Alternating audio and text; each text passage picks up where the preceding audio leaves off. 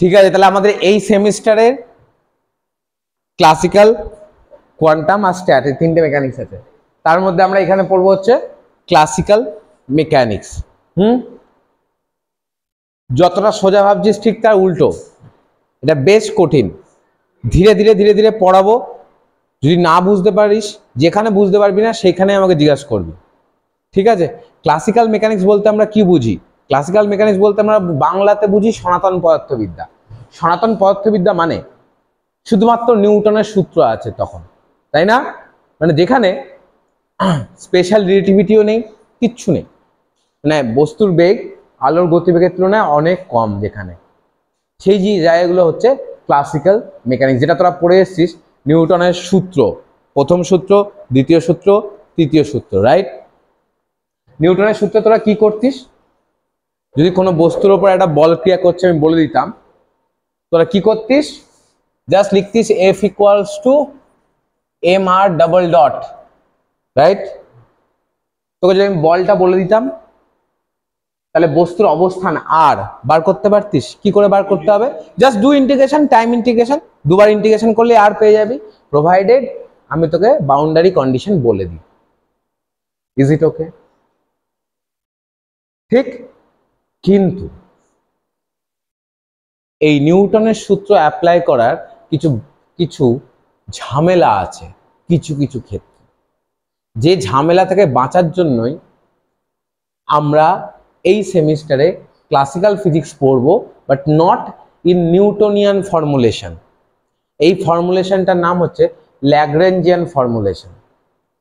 তারও পরে ল্যাগ্রেঞ্জিয়ান যখন আমরা শিখে যাবো, তখন আমরা কোয়ান্টাম মেকানিক্স একটা জিনিস জানি হ্যামিল্টনিয়ান, সেই হ্যামিল্টনিয়ান ফর্মুলেশন সেই দিয়ে শিখবো। আমাদের এই ক্লাসিক্যাল মেকানিক্সের মেন কথা হলো আমরা ল্যাগ্রেঞ্জিয়ান ফর্মুলেশন শিখবো, হ্যামিল্টনিয়ান ফর্মুলেশন শিখবো, ঠিক আছে? কিন্তু কেন শিখব? নিউটনের এই ইকুয়েশনে কি অসুবিধা আছে যে আমাকে ল্যাগ্রেঞ্জিয়ান ফর্মুলেশন শিখতে হবে? দুটো ঘটনা বলবো, হ্যাঁ, আরো বেশি থাকতে পারবে, আমার জানা নেই।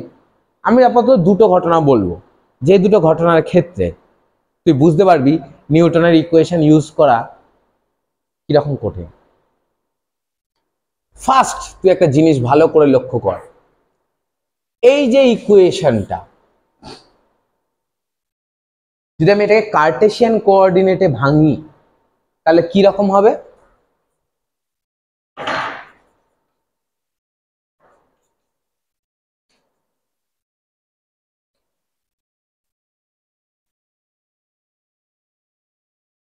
সেটা তো সামনে দিন একটু জল দিয়ে এটা মুছে দিবি, তাই না?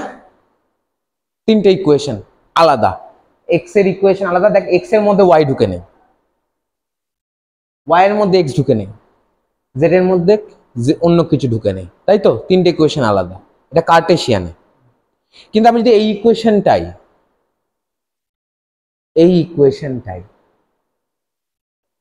অন্য কোঅর্ডিনেট সিস্টেমে লিখি, স্ফেরিক্যাল পোলার বা সিলিন্ড্রিক্যাল কোঅর্ডিনেট সিস্টেম, তাহলে কি এত সুন্দর ফর্ম থাকবে? এত সিম্পল? আমি 3 ডাইমেনশনে যাব না, কারণ ফর্মুলা আমার মনে থাকবে না। আমি 2 ডাইমেনশনের কথাই বলছি। এটা হচ্ছে কার্টেসিয়ান সিস্টেম। ধরো প্লেন পোলার সিস্টেম, প্লেন পোলার, প্লেন মানে হচ্ছে 2 ডাইমেনশন, পোলার মানে আর এবং থিটা। তখন এই ইকুয়েশনটা কি হবে? FR equals to MR double dot minus R theta dot square, আর F theta M R theta double dot. তোরা এই অ্যাক্সেলারেশনের এক্সপ্রেশনগুলো ফার্স্ট সেমিস্টারে ম্যাথমেটিক্যাল ফিজিক্সে বার করেছিলি, প্লাস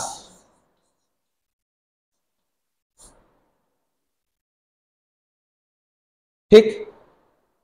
ভালো লাগছে দেখতে? এইটাকে দেখ, আমি অত ফিজিক্স ধরলাম বুঝি না, এইটাকে দেখতে বেশি সোজা লাগছে না এইটাকে দেখতে বেশি সোজা লাগছে? নিচেরটাকে দেখতে বেশি সোজা লাগছে অবভিয়াসলি উপরেরটা। হ্যাঁ, তুমি পারবে, তোমার পক্ষে এই নিচেরটাই সোজা, ঠিক আছে, কিন্তু আমার পক্ষে এইটা সোজা। কিন্তু সব সময় না, একটা বস্তু, এই ধর শিলাদিত্যর উপর আমি বল প্রয়োগ করলাম, শিলাদিত্য মুভ করছে, তখন আমার কার্টেসিয়ান কোঅর্ডিনেট খুব সোজা, তখন আমার এইগুলো তো দরকার পড়ে না। কিন্তু তোদের আরেকটা জিনিস ক্লাসিক্যাল মেকানিক্সের মনে করতো,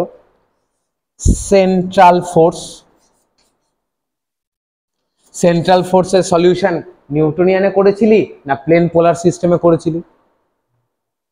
প্লেন পোলার। কারণ ওই প্রবলেমটার সিমেট্রি দেখায় যে এই ইকুয়েশনের তুলনায় এই ইকুয়েশন সলভ করা অনেক বেশি সোজা। বোঝা গেল?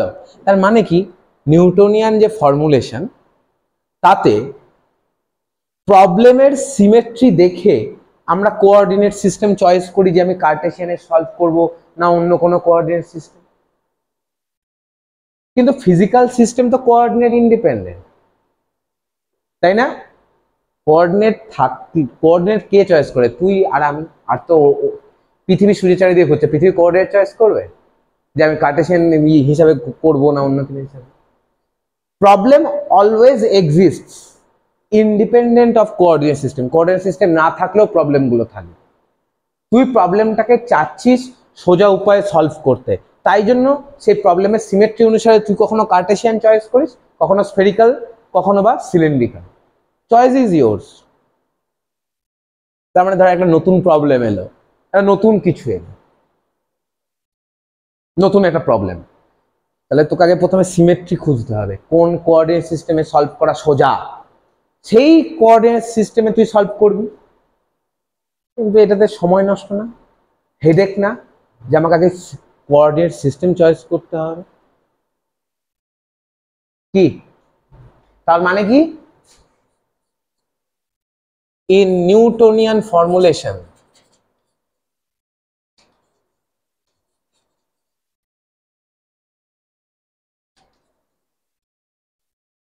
we choose coordinate system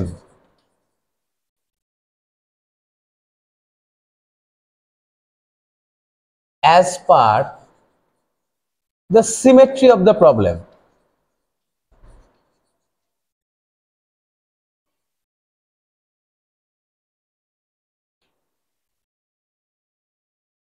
Which is problematic. This is problematic.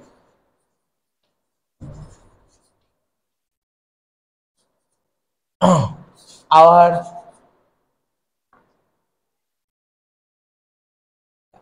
এটা পরে বলছি, তাই না?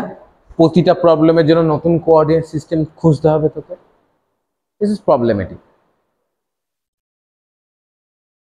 প্রত্যেকটা প্রবলেম, প্রত্যেকটা নতুন কোঅর্ডিনেট সিস্টেম। আরে ভাই এত কেন খাটতে যাবো?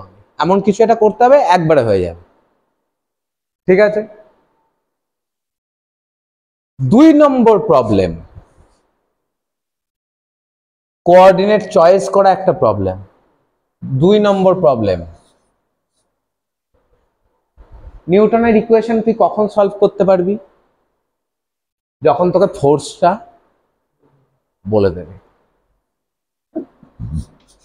Newton's equation can be solved only when force is provided. তুই যদি ফোর্স না জানিস তুই কি করে পারবি? রাইট? তোকে ফোর্স জানতে হবে। তোকে আমি ফোর্সটা বলে দিলাম না, তাহলে কি তুই সলভ করতে পারবি? Pappo, no, solution is not possible. ঠিক আছে, আমি বললাম যে পূজা এখানে বসে আছে, পূজার উপর কোন ফোর্স ক্রিয়া করছে যার জন্য ও বসে আছে? গ্র্যাভিটেশনাল ফোর্স, যার মান কত? mg। এইবার তোকে আমি একটা প্রশ্ন করলাম,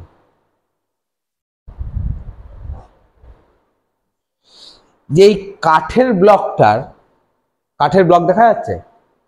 কাঠের ব্লক অসংখ্য পার্ট দিয়ে তৈরি।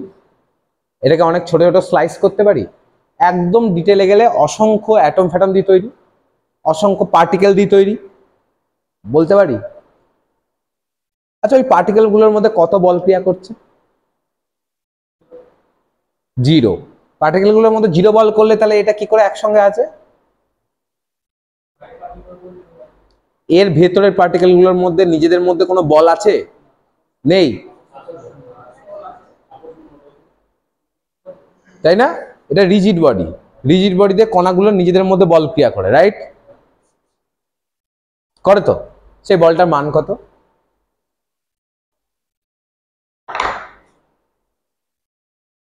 জানা নেই। আছে? Gravitational force. আর কি ফোর্স আছে? কেউ জানে না। No one knows. এরকম বহুত ক্ষেত্র আছে যেখানে আমি ফোর্সের এফেক্ট জানি। কি জানি? ফোর্সের এফেক্ট। এখানে যেমন ফোর্সের এফেক্ট জানি, কি ফোর্স আছে এর ভেতরে আমি জানি না, কিন্তু কিন্তু আমি শুধু এইটুকু জানি যে এর যে কোনো দুটো কণার দূরত্ব ফিক্সড, কিন্তু কত ফোর্স কাজ করছে আমি জানি। তার মানে কি, I know the effect of the force but not the force itself. Force কত আমি জানি না, ফোর্স কি কাজ করছে আমি জানি। তাহলে এক্ষেত্রে এদের ইকুয়েশন অফ মোশন কিভাবে সলভ করব? Not possible. But in case of constraint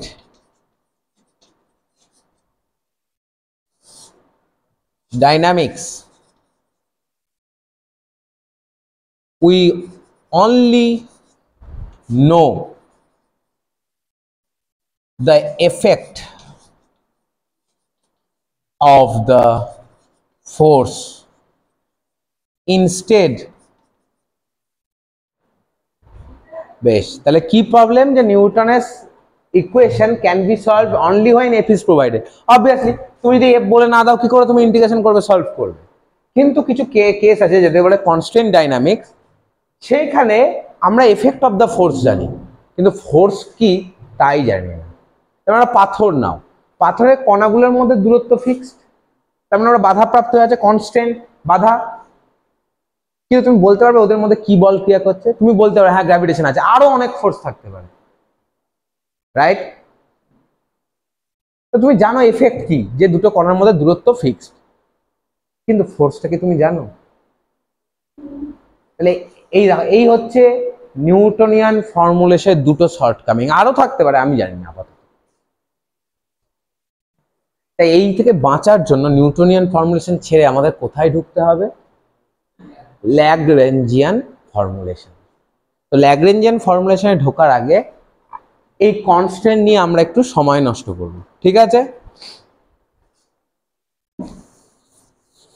সবার প্রথমে কনস্ট্যান্ট জানার আগে তোমাকে জানতে হবে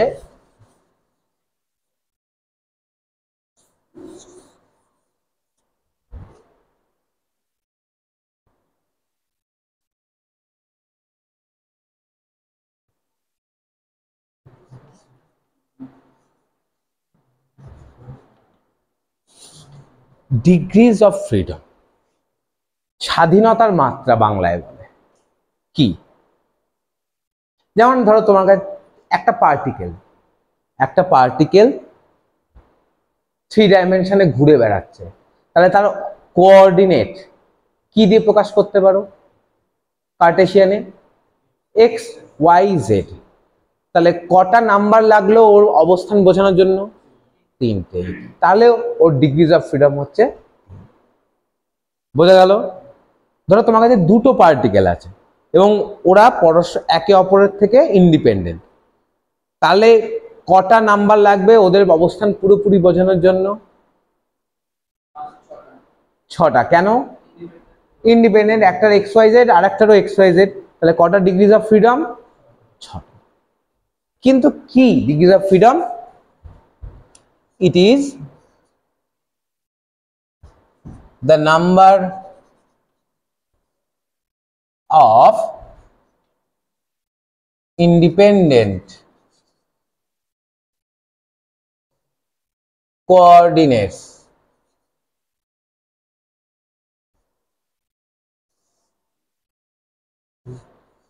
required to specify the position and configuration of a system. সেটাই হচ্ছে তার degrees of freedom.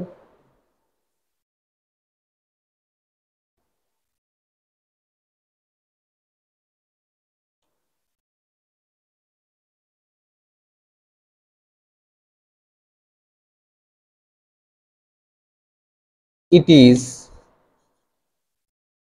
represented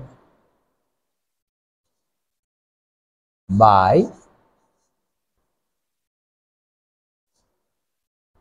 F। ঠিক আছে, তাহলে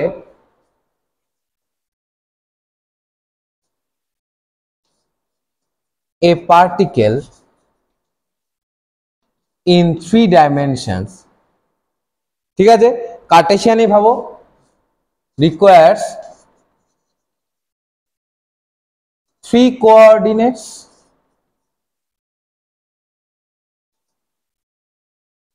to specify its position।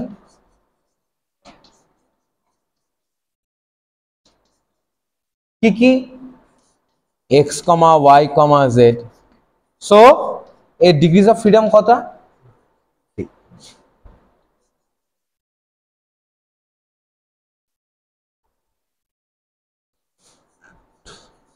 Two independent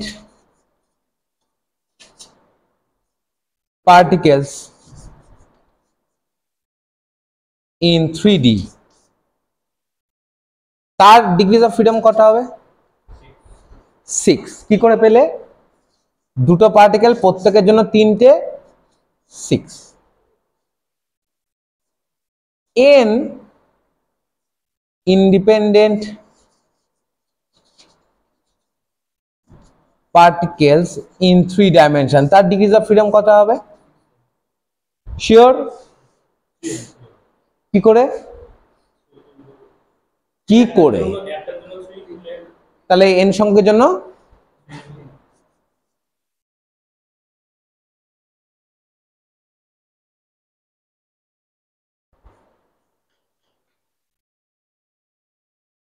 বোঝা গেল?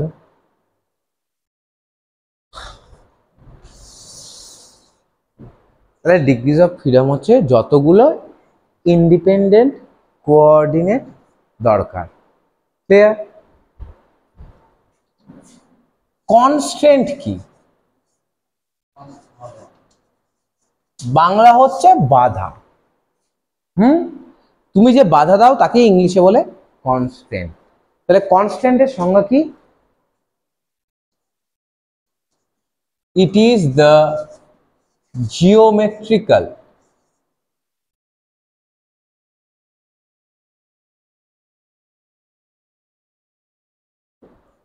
restriction on the freedom of motion of a system। সেটাই হচ্ছে ওই সিস্টেমের উপর কনস্ট্যান্ট। তুমি যে বাধাটা দেবা তাকেই বলা হয় ইংলিশে কনস্ট্যান্ট। ঠিক আছে, এবার একটা এক্সাম্পল নিই।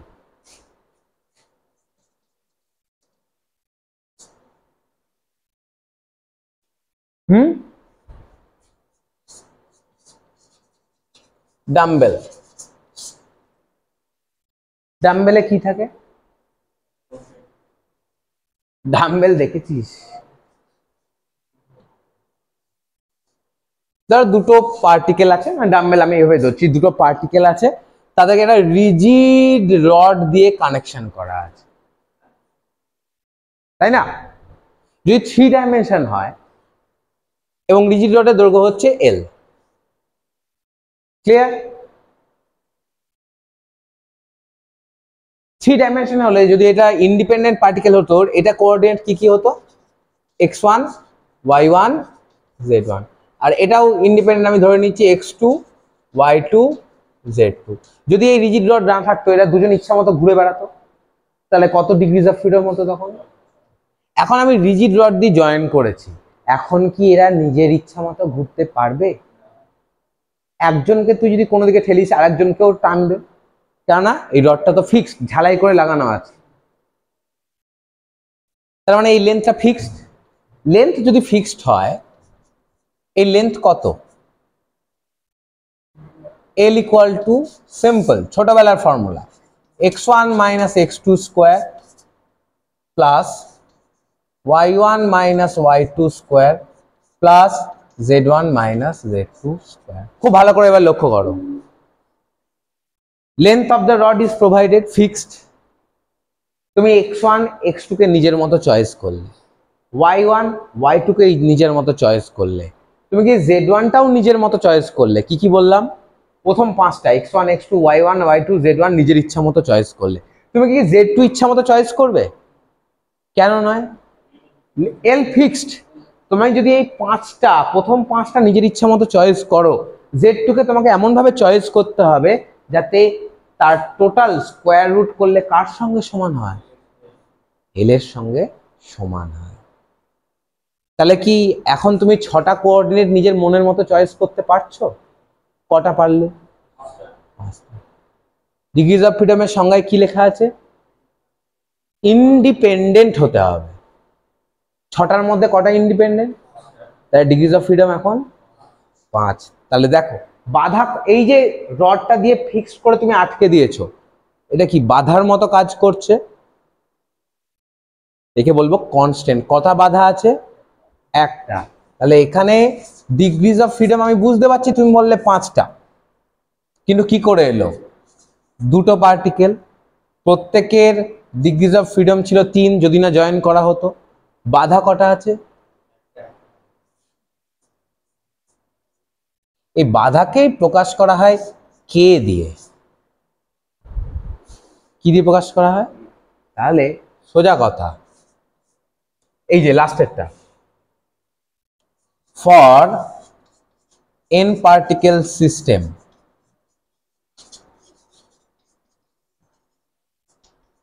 in 3 dimensions with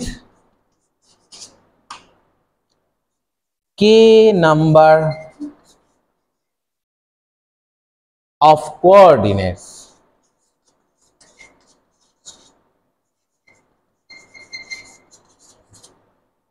have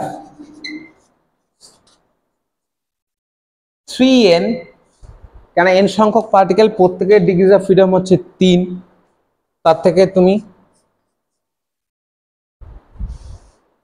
ওদের কনস্ট্যান্টটা তুমি বাদ দিলে। ক্লিয়ার? এতগুলো ডিগ্রিজ অফ ফ্রিডম।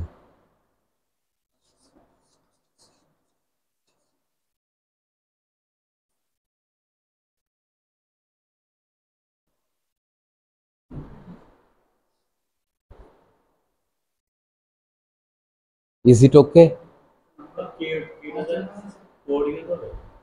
কে কে হচ্ছে কি লেখা আছে? নাম্বার অফ, সরি কোঅর্ডিনেটস নয়, কনস্ট্রেন্ট। যতগুলো কনস্ট্রেন্ট থাকছে,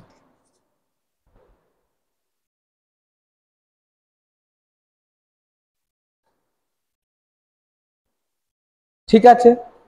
কনস্ট্রেন্টে ভাগ আছে, কনস্ট্রেন্টে ভাগ আছে। 4 ধরনের কনস্ট্যান্ট।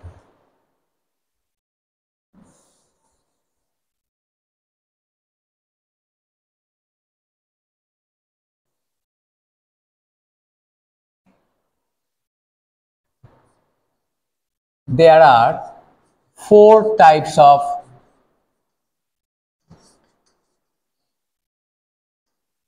constraints। এক এক করে আসবো। প্রথম হচ্ছে হলোনমিক।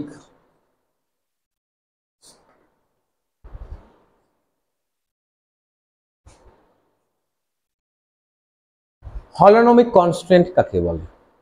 যে কনস্ট্রেন্টকে, কনস্ট্রেন্ট মানে বাধা, যে বাধাকে ইকুয়েশনের আকারে প্রকাশ করা যায় তাকে বলবো the constraint which can be expressed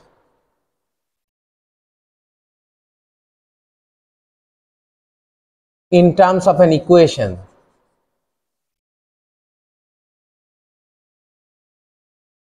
connecting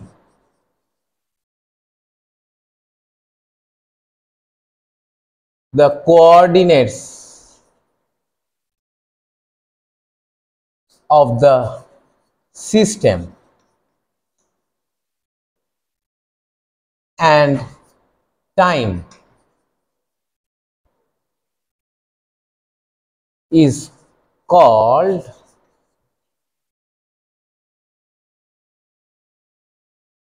holonomic. Example কি? ফার্স্ট এক্সাম্পল, ডাম্বেলের দিকে তাকা। ডাম্বেলের কনস্ট্যান্ট কি? যে দুটো সাইডের যে দুটো স্ফিয়ার টাইপের জিনিস আছে তাদের মধ্যে দূরত্ব ফিক্সড। ফিক্সড না? ফিক্সড না। সেই কনস্ট্যান্টটাকে কি ইকুয়েশনের মাধ্যমে প্রকাশ করা হয়েছে না অন্য কিছুর মাধ্যমে প্রকাশ করা হয়েছে? ইকুয়েশন।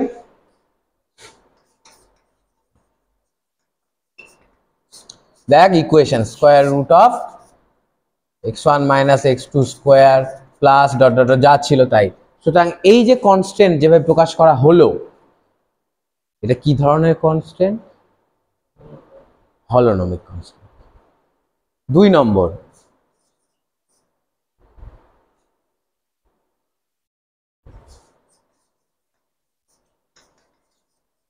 Rigid body.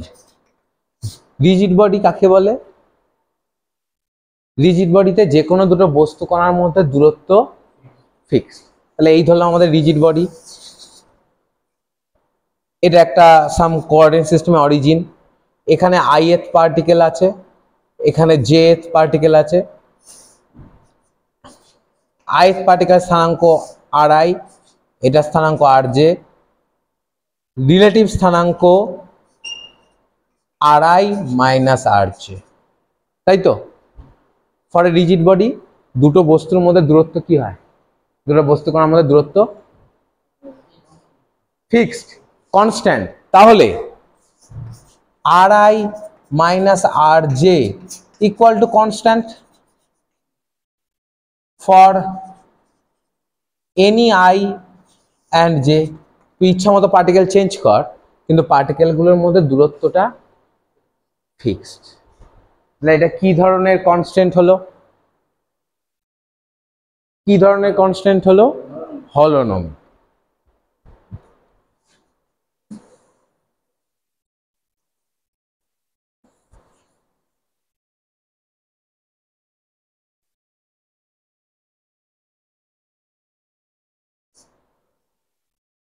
একটা বস্তু নততল বরাবর নামছে। কি বরাবর নামছে? নততল বুঝিস?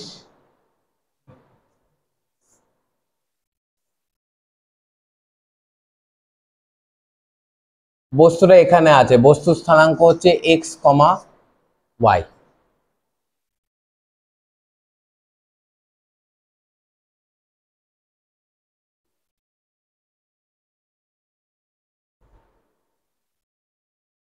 সরি, ঘুরিয়ে আঁক তাহলে সুবিধা হবে। পার্টিকেলটা এখানে আছে, যার যে কোনো সময় স্থানাঙ্ক হচ্ছে xy। হ্যাঁ, বুঝিস তো? ধরলাম কোঅর্ডিনেট সিস্টেমে অরিজিন আছে এখানে, this is y Axis, this is x Axis. এর কারণ স্থানাঙ্ক xy, তার মানে কি?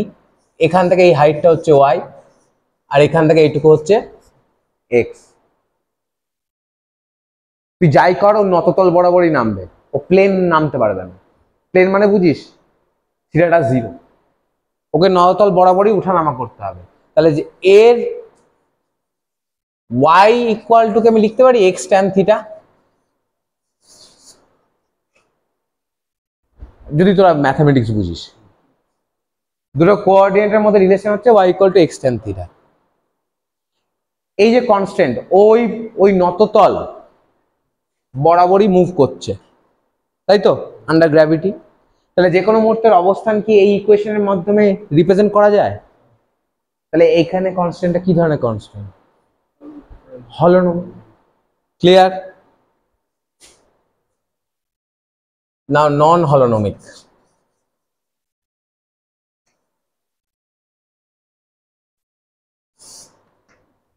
যে কনস্ট্যান্টকে ইকুয়েশনের মাধ্যমে লেখা যায় না তাকে কি বলবো? The constraint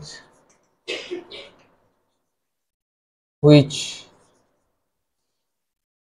cannot be expressed by an equation connecting the coordinates of the system is called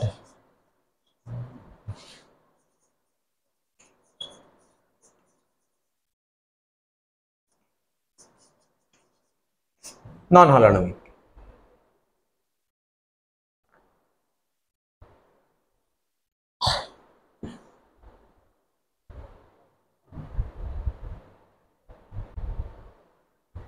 example,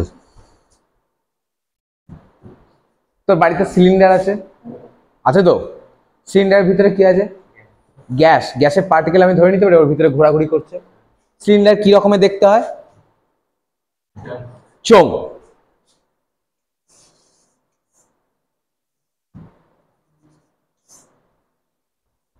এটা ধর সিলিন্ডারের Axis.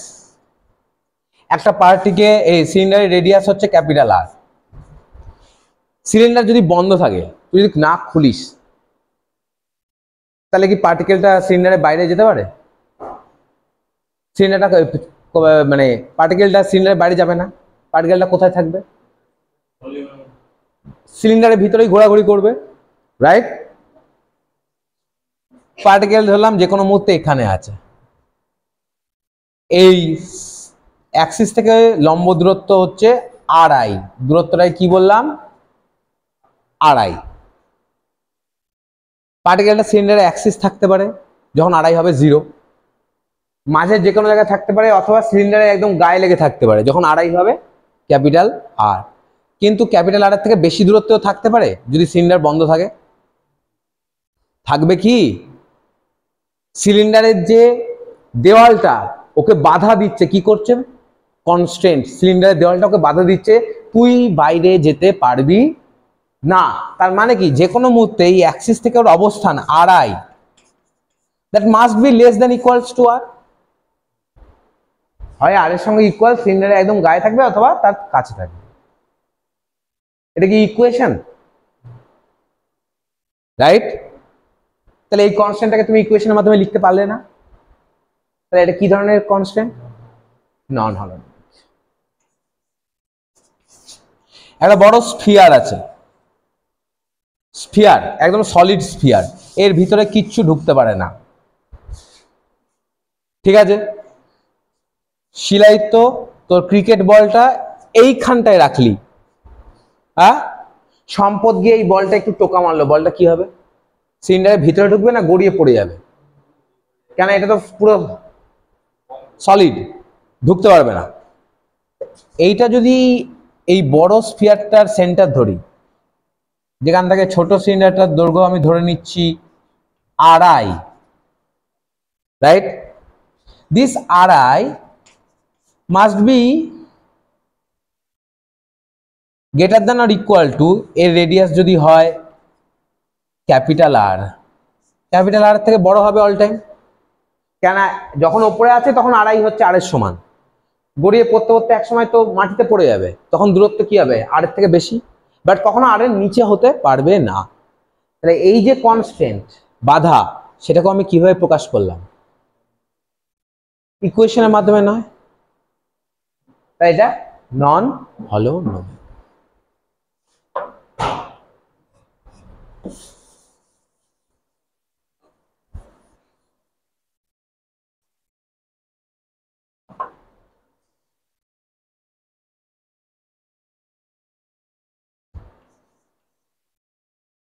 রিওনমিক,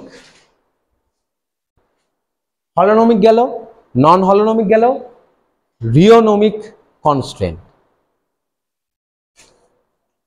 The constant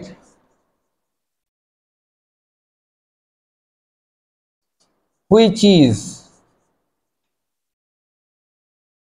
an explicit function of time is called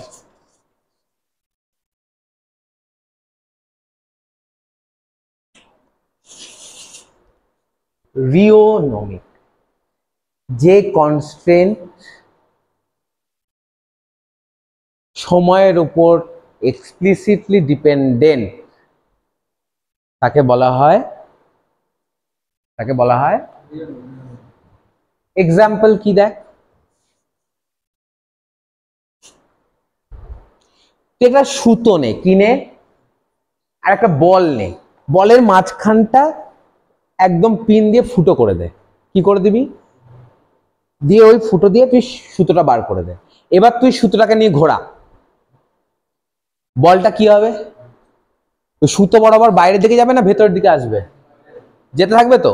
যদি তুই বলটাকে গিট মেরে দিতিস তাহলে বলটা একই দৈর্ঘ্যে ঘুরতো না, কিন্তু আমি কি করেছি, বলটাকে ফুটো করে সুতোটা ওই পার দিয়ে বার করে দিয়েছি। এবার যদি আমি সুতোটাকে ঘুরাই, বলটা সুতো বরাবর কি হবে?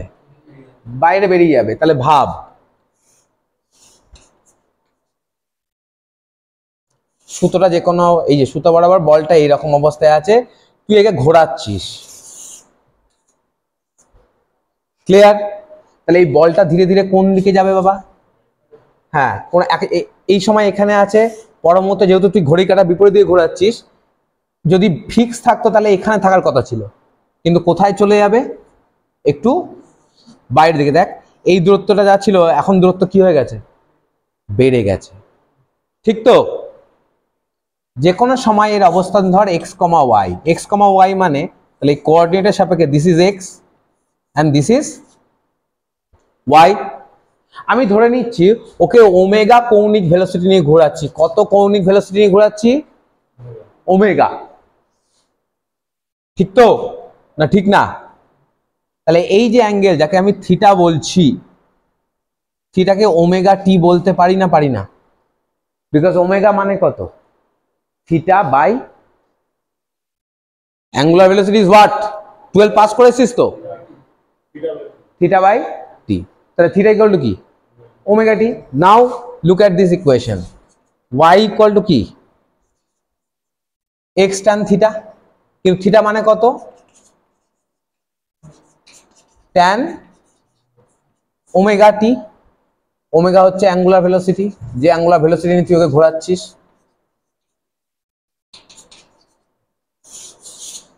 টাইম এক্সপ্লিসিটলি দেখা যাচ্ছে না? যাচ্ছে না? টি আছে ইকুয়েশনে, তাহলে এটা কি ধরনের? রিওনমিক। কিন্তু এই কনস্ট্যান্টটা কি ইকুয়াল না ইকুয়ালিটি নেই? ইকুয়াল। তাহলে হলোনমিক না নন হলোনমিক? তাহলে এটা হলোনমিকও বটে আবার রিওনমিক। পরিষ্কার?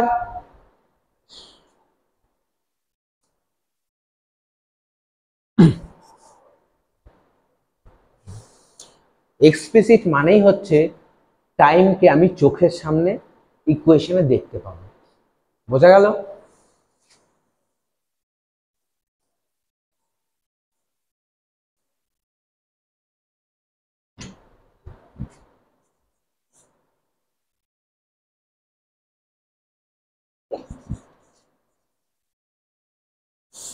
ক্লেরোনমিক আগে বলে, the constraint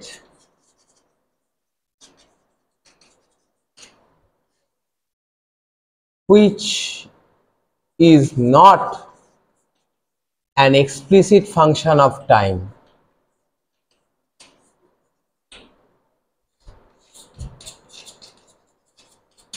is called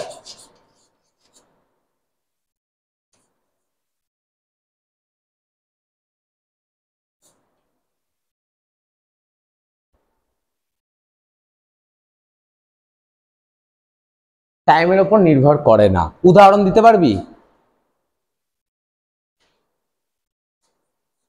ডাম্বেলের কনস্ট্রেন্টে কোথাও টাইম ছিল?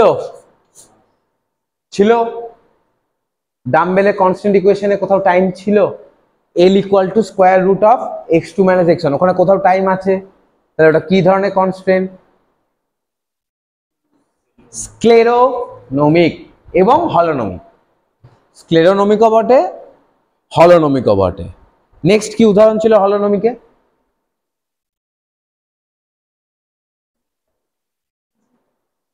Rigid body. ওখানেও কোথাও টাইম আছে, তাহলে ওটাও কি ধরনের কনস্ট্যান্ট? স্ক্লেরোনমিক। নন হলোনমিকে যে কনস্ট্যান্ট গুলো ছিল সেখানে কোথাও টাইম আছে, তাহলে সেগুলো সব কিসের এক্সাম্পল? স্ক্লেরোনমিক। বোঝা গেল না গেল না? ঠিক আছে, একটা এক্সাম্পল শুধু দেব, এটা তোদের চোখটা খোলার জন্য।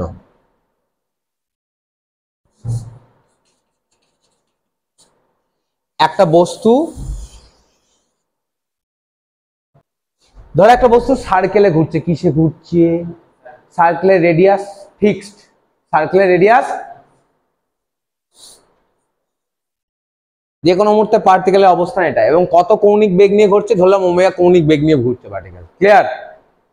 এবার বোঝ, যে কোনো মুহূর্তে স্থানাঙ্ক হচ্ছে এক্স ওয়াই, এই অ্যাঙ্গেলটা theta which is omega t বলতে পারি আগের মতো? বলতে পারি না পারি না? তাহলে যে কোনো মুহূর্তে অবস্থান এক্স ইকুয়াল টু কত? R cos omega t, y equal to r sine. তার মানে এক্স এবং ওয়াই উভয় কিসের ফাংশন? টাইম। বোঝা গেছে? কিন্তু এই কনস্ট্যান্ট ইকুয়েশনটা কি? এ কিসে ঘুরছে? সার্কেল। সার্কেলে যদি ঘোরে, তার মানে x square plus y square সমান কত? R square. This is the constant equation, যে সার্কেল ছেড়ে কোথাও বেরোতে পারবে না। ঠিক তো? ঠিক? তাহলে দেখ, এক্স এবং ওয়াই এদের মধ্যে টাইম ঢুকে আছে না আছে? কিন্তু ফাইনাল ইকুয়েশনে কোথাও টাইম আছে? কেন সাইন স্কোয়ার আর কস স্কোয়ার মিলে কি হয়ে যাচ্ছে? আর স্কোয়ার। তাই তো? রাইট? তাহলে এখানে কোথাও টাইম নেই। তাহলে এখানে টাইম, এই ইকুয়েশনেও টাইম আছে, বাট ইমপ্লিসিটলি। এখানে ছিল এক্সপ্লিসিট, একদম সামনাসামনি আমি টাইম দেখতে পাচ্ছি। এখানে টাইম আছে এক্স এবং ওয়াই এর মধ্যে, কিন্তু লুকিয়ে। ফাইনাল ইকুয়েশনে টাইম নেই, কিন্তু এক্স এবং ওয়াই দুজনের টাইমের উপর নির্ভরশীল। এই ধরনের ডিপেন্ডেন্সকে কি বলবো? Implicit. And that is, implicit থাকতে পারে, কোনো অসুবিধা নেই, কিন্তু চোখের সামনে কনস্ট্যান্ট ইকুয়েশনে যেন টাইম না থাকে, তাকে বলা হয় স্ক্লেরোন। এখানে শেষ করলাম, সামনের দিন আমাদের পরের স্টেপে যাব। ক্লিয়ার?